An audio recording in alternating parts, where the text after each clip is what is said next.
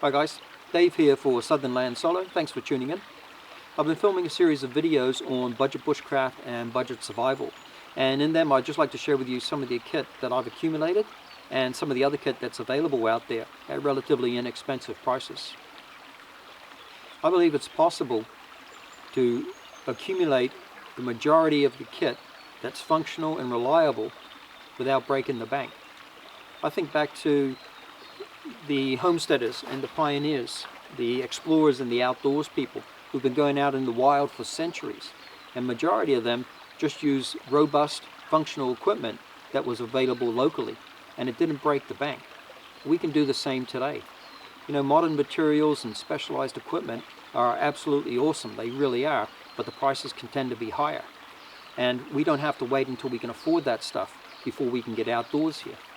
An example would be the cover element, or the shelter. I can go to a thrift store, Salvation Army, St. John's Ambulance, SPCA, the hospices, shop around for a bit and pick up a really good quality wool blanket for relatively inexpensive cost. I can also get some mosquito repellent, that'd be nice. I can also get an outdoors mat, like a camping mat or a yoga mat as well, for like $5.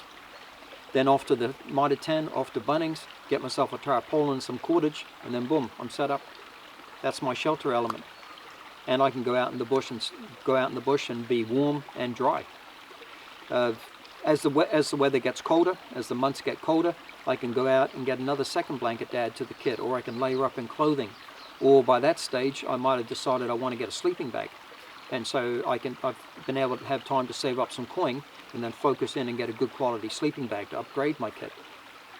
So any of the budget kit that we're no longer using on the front line, we can put as our backup kit if our upgraded front line kit breaks down or gets damaged. Or we can lend that other kit to friends who want to come out, newcomers who want to come out.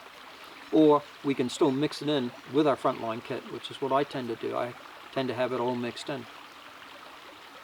So yeah, it doesn't have to break the bank, and I believe it can be done.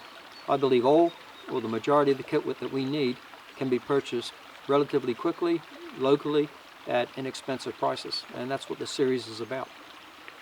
So please, if it's an open forum, if anybody has any suggestions and ideas or experiences, please write them in the comments column, because that's something we can all read and all learn from. So thanks guys, thanks for watching.